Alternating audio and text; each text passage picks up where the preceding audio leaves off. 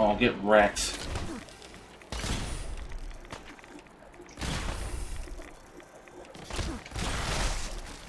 Oh, this thing is just insane.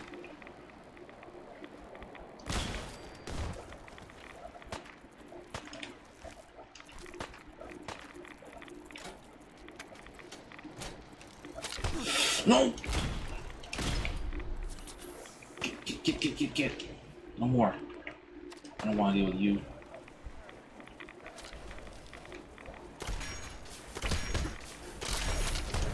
Fuck! God damn it.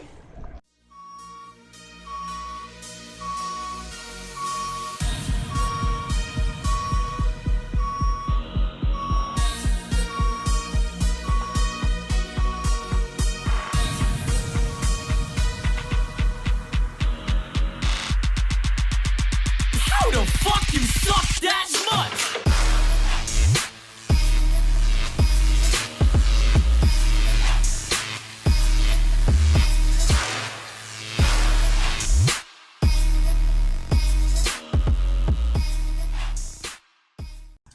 What's going on, guys? It's Sean316 here, and welcome back to Super Trash Gamers. And today we're going to be talking about whether or not Fallout 76 will be a boom or bust game. And to me personally, I really have full confidence that this game is going to be a boom. All right, it's going to not. It might be a little bugs there because that's the Bethesda game. You know, it's expected. But you know what though? I believe it's going to be one of the better games to come out this year.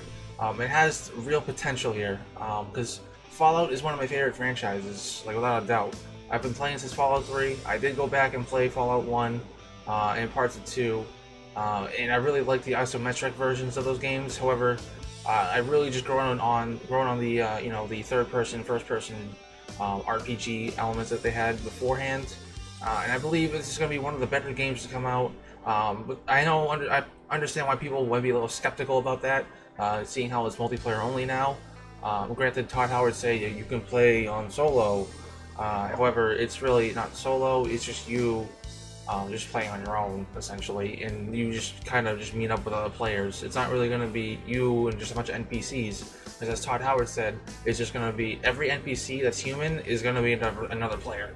So there might be a little, you know, things that might be a little for some people, and I can understand that, because Fallout's always been a single player game, unless you want to talk about Fallout Tactics, which is basically, you know, it was a try at multiplayer in Fallout, and I think that's like one of the only things they tried, and that was back in like the 1990s or something like that, 2000s, Fallout Tactics, and that was like the isometric way of looking at things too. And one thing I'm pretty excited about is you know, the multiplayer base of it, you know, which is basically the whole game. But however, just like having a Fallout multiplayer game, it's kind of been like we've been waiting for that for quite a while now.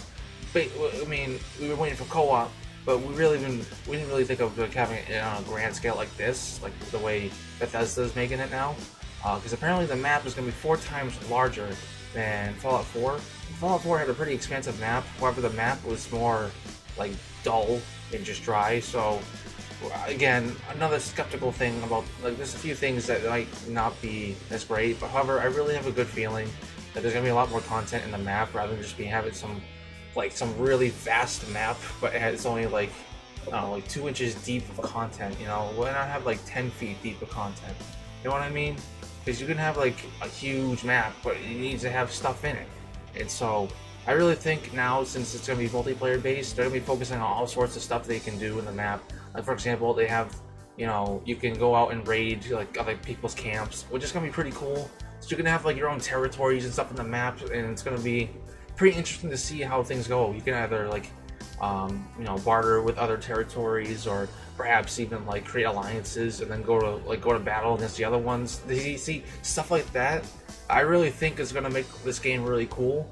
Because granted, yeah, the whole point of this game is to survive and all that and just recreate civilization, but you got to realize though that some people are not going to be, you know, not going to agree with other people. That's how even how life works, you know. Like, you're not going to agree with what some people might say, and others might agree with you. That's why alliances are formed, and then you have enemies. So essentially, we're going to have like maybe our own, like, create our own factions or something like that, like, you know, or have like I said, build your own alliances with other teammates and not teammates, other players, and then just form like new territories. See, that's what I think. That's why I think the map's so huge, because of that. And I'm not really sure how many players are in the game.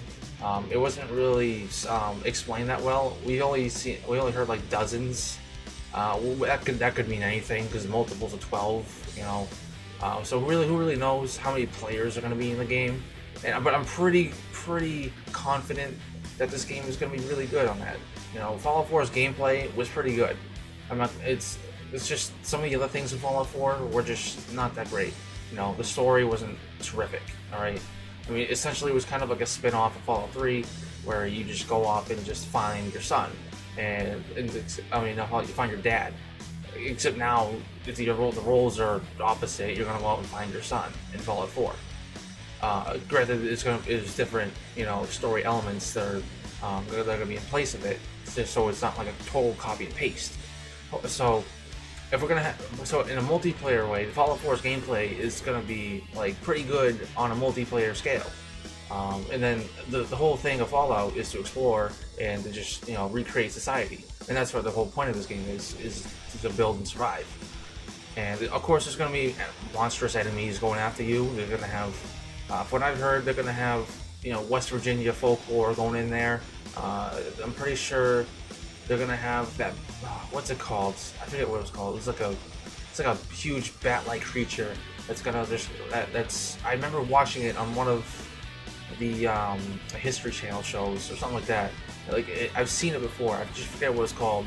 It was like a huge bat creature that lives in like one of the vast forests of West Virginia. It's a part of the local legend there. You know what I mean? So there could be a whole lot of creatures that you can just put in there, and I'm pretty excited about that as well. Seeing how there's a whole lot of things you can do with Fallout. You know, it's nuclear. It's a nuclear Fallout. You can make any kind of mutant creature out of anything. Look what they did with Deathclaws. Deathclaws are basically chameleons, or just like other lizards, and they turn into these giant, like monstrous behemoths, rather than just being these little small lizards. You know what I mean? So it's an interesting thing that they can do with this game. You know, like Fallout is very, you know, you can innovate a lot with this game, with this franchise, really. So what my main concern is that, you know, not everyone's gonna be completely friendly. So obviously, people are gonna come around and just destroy your shit. You know, people are just gonna like mess your whole day up and just absolutely demolish a camp that you created. And see, so there's obviously you can just defend it, or you might have people just like keep going and going at it. You know, that would just be tiring, and nobody really wants to do that all the time. People just like to explore. Like me, for example, I like exploring. You know, so we can have like, you know, a couple people go out and do whatever they need to do, but I mean have other people just defend the camp. So basically, it's just like a whole like community essentially in one server. You know what I mean? Just a whole bunch of stuff going on all at once. And that's what I really feel like is going to make this game really interesting, because it's just a whole lot of everything going on. You know what I mean? All at the same time, real-time gameplay, real-time this, that, like events going on in the game. Like you can have nukes just fall on your base. You know, how cool is that? You can just go, you and your friends can go and find a nuclear silo and just launch nuclear missiles on your enemies. Like, do you know how cool that would be? Like, honestly, I mean, if I had Cadman and if we would just go out and go find like the best loot, alright, and then we just went raiding in on a huge silo, and we just rained hell on like all our enemies that were just trying to attack our territory, you know, and it's well deserved because they're trying to take our shit. So if they really want to try and screw with us, they can get all the nuclear hellfire coming down at them. They can deal with their own fallout. So yeah. I mean, there's a whole lot more elements to the game, like the RPG elements. You can level up, you can build your skills. It's basically gonna be one of those games. It's just like it's gonna be a boom or bust. All right, the bust can just be like the gameplay is not gonna be super terrific in some way.